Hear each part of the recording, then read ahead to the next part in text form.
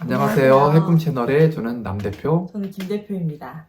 네, 오늘은 저희가 업무상 그동안의 삶의 경험 속에서 기업의 많은 임원들을 만나면서 우리가 발견한 공통점에 대해서 좀 이야기를 해보려고 합니다.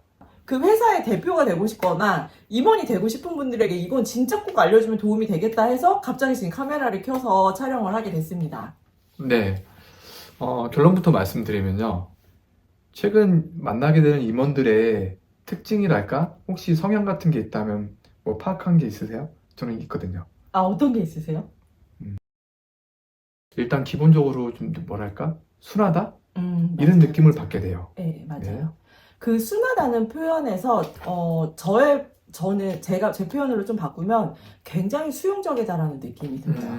근데 이게 저는 시대적으로 변했다라는 느낌이 드는 이유가 뭐냐면 20년 전에 제가 만났던 임원진들의 스타일은 약간 굉장히 진취적이고 정말 앞으로 무조건 돌격 막 이런 스타일들 그리고 주도적인. 주도적이고 네. 그리고 약간 권위적인 면도 사실 있을 수밖에 없었어요. 20년 전에는 약간 그런 느낌의 임원진분들이 많았어요. 근데 지금 20년이 지난 요즘은 정말로 바뀌었다라는 게 확 느껴져요. 제가 어제까지도 같이 했던 그 공공기관의 이사장님도 그랬고 그 전날 함께 했던 처장님 뭐 이런 분들 다 특징이 와, 사람에 대한 수용력이 너무 뛰어나고 그리고 사람을 파악하는 것도 굉장히 뛰어나요. 근데 여기에다가 사람을 다룰 줄 안다 라는 느낌 그리고 굉장히 따뜻하다 그리고 섬세하다. 제가 이분들을 공통적으로 느끼는 게 사실 이 5가지였는데 이 중에서도 가장 크게 느낀 건 수용력이었어요. 네. 어떠세요, 남 대표님은? 네, 저도 좀 동의가 되고요. 특히 일반 뭐 그런 성과를 내고 목표를 달성해야 되는 사기업의 경우보다도 물론 공기업이나 공공기관도 성과를 내고 해야 되지만 이런 직무적인 역량, 성과를 내고 일을 잘 해내는 역량도 물론 중요하지만 이런 관계적인 역량에 있어서 확실히 뚜렷한 좀 차이와 좀 강점을 갖고 계시는구나 이런 걸 좀 많이 느끼게 됐죠. 맞아요. 요즘 임원분들의 정말 특징이에요. 네. 그리고 아까 남 대표님이 말씀하셨듯이 순하면서도 굉장히 예리해요. 근데 그 예리함을 상대를 불편하게 하지 않아요. 그렇죠. 불편하게 하진 않지만 예리하고 통찰력 있게 전체는 보고 있어요. 그러면서 문제 상황이 발생했을 때 그냥 한마디로 살짝 얘기를 해서 상대도 불편하지 않고 나도 불편하지 않게 관계 유지하면서 또 문제 해결은 문제 해결대로 하세요. 굉장히 탁월하다. 그럼 결론은 다 갖추신 분이네요. 다 갖췄죠. 다 갖췄죠. 임원으로 갈 수 있군요. 근데 네. 중요한 건 다른 사람 말을 듣지 못하는 임원분들은 근래에는 많이 없어지고 있어요. 네. 사실 정말로 제가 느낀 건 그런데 어떠세요? 저도 좀 동의를 하고요. 그러면 지금 말씀해 주신 것을 우리가 이제 사회 초년생들이나 아니면 지금 한참 이제 실무 현장에서 실무적으로 업무를 하시는 분들 중에 이런 커리어 목표가 또 임원인 분들도 있을 수 있잖아요. 네. 그런 분들에게 좀 뭔가 오늘 이야기를 좀 정리해서 조금 해주시면 어떻게 할 수 있을까요? 갑자기 저희 걸 보고 나도 순한 사람이 돼야겠다 뭐 이런 건 하지 마시고요.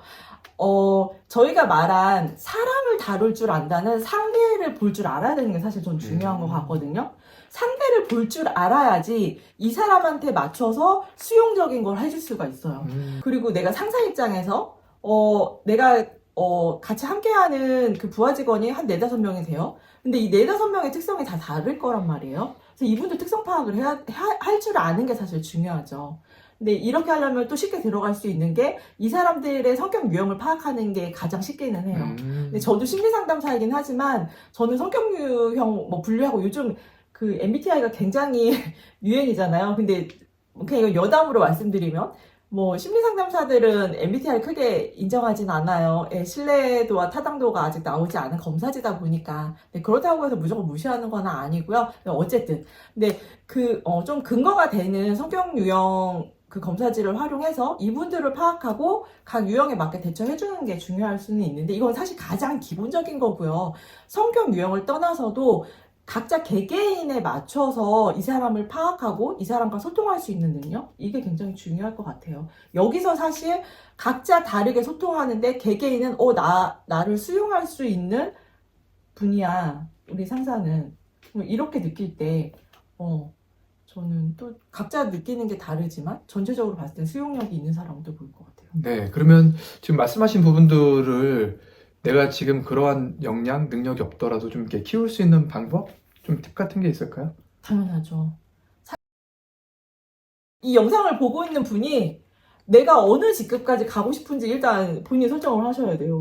그리고 가장 중요한 게 나는 어떤 사람인지 알아야 돼요. 그렇죠. 자기 이해가 돼야지 자기 수용이 되면서 그렇죠. 네, 자기 객관화가 되게 중요하지 않아요? 맞아요. 네. 지금 남 대표님 말씀하신 것처럼 자기 이해가 되고 자기 수용이 돼야지 그 경험을 바탕으로 타인 이해를 하고 또 타인 수용이 되거든요. 근데 나는 제외시키고 타인 이해하고 타인 수용하려고 하면 다시 무너져요, 결국에는. 나를 먼저 아는 게 중요하다 이런 그쵸, 말씀으로 그쵸. 네, 예, 예. 이해를 했습니다. 그 나를 먼저 아는 방법은 가장 기본적인 게 사실 뭐 성격 검사도 될 수 있고요. 굳이 근데 성격 검사를 하지 않아도 지금 나의 상태를 확인할 수 있는 검사도 사실 많아요.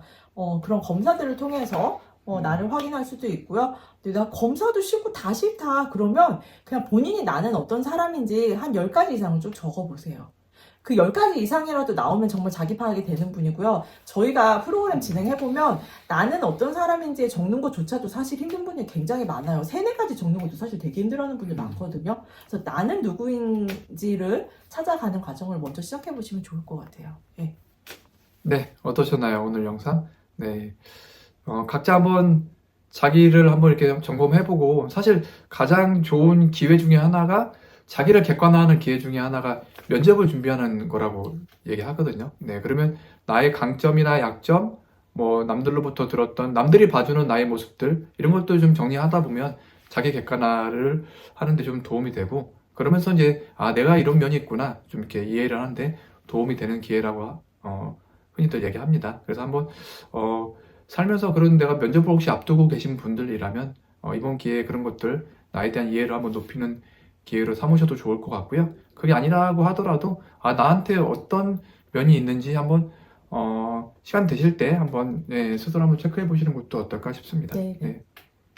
자, 오늘 영상 도움이 되셨다면 구독, 좋아요, 알림 설정까지 부탁드리고요. 네, 오늘도 좋은 하루 보내세요. 네, 고맙습니다. 고맙습니다.